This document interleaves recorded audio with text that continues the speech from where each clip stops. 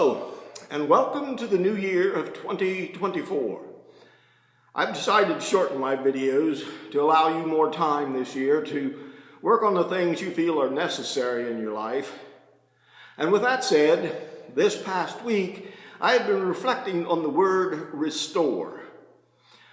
One of its definitions is to bring back, or put back into its former or original state.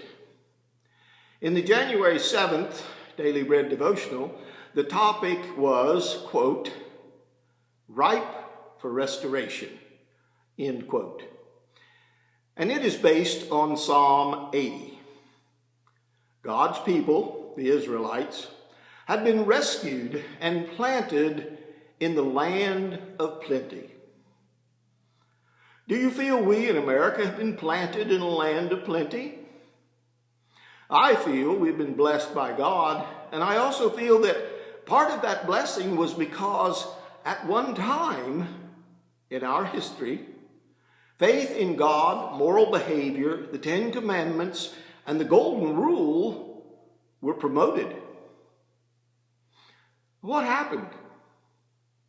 Well, even though the Israelites had been blessed by God, and He had planted them in a land of plenty, they rebelled. Imagine. Good times had come and now they were gone. And they needed to be restored.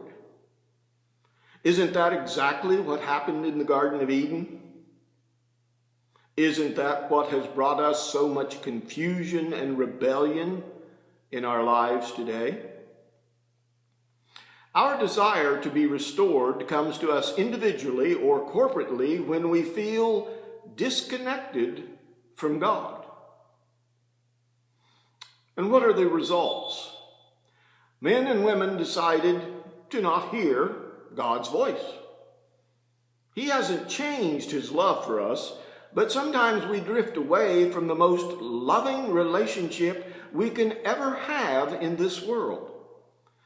Matthew 11:15 says, "He who has ears to hear, let him hear."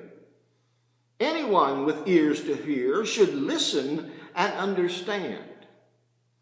Pastor Tim, in my reading this week, has brought me to a new understanding of hearing.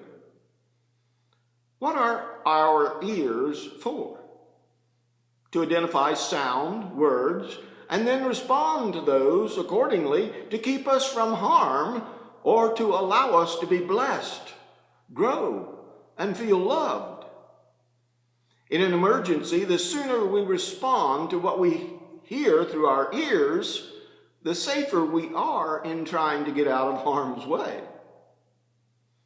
The key to today's devotional is that the time we spend between hearing God's word and responding to God's word by our actions determines how close we are to Him.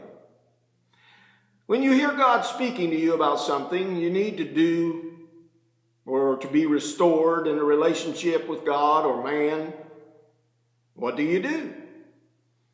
Do you rationalize why you need to wait? Do you try to forget what you've heard? The longer it takes you to respond, the closer you are to the enemy of your soul and further away from your loving Father. You wouldn't hesitate to move out of harm's way if you were about to be hit by a truck, would you?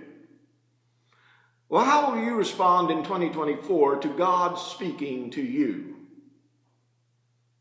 It's an important question. Let's get our ears ready to listen. Have a blessed and fruitful day.